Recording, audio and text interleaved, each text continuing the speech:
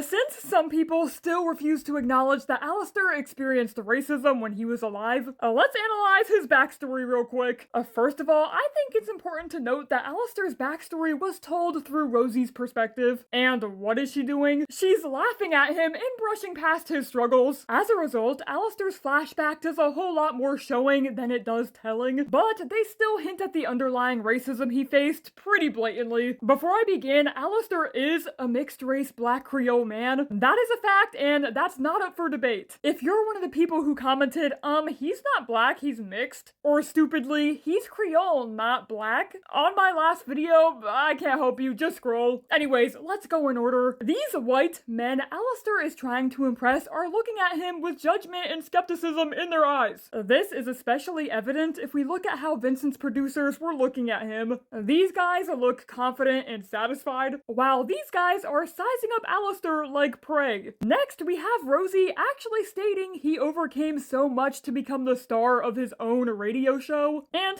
what else would Alistair have to overcome if we take out systematic 1930s racism from the equation? Also, once again, even though these men decide to hire Alistair, they still look angry. Like, to me, their nod is giving, I guess we'll see how he does energy. But moving on to the most damning piece of evidence, this man purposely spills a drink on Alistair. Okay, at first he does accidentally spill it, so initially Alistair isn't mad. In fact, he seems to pause expecting an apology, but do you know what this man does? He realizes what he did, and more importantly, who he did it to, and then laughs while doing it again. Ooh, if I was Alistair, I'd kill this guy too. Okay, I'm kidding.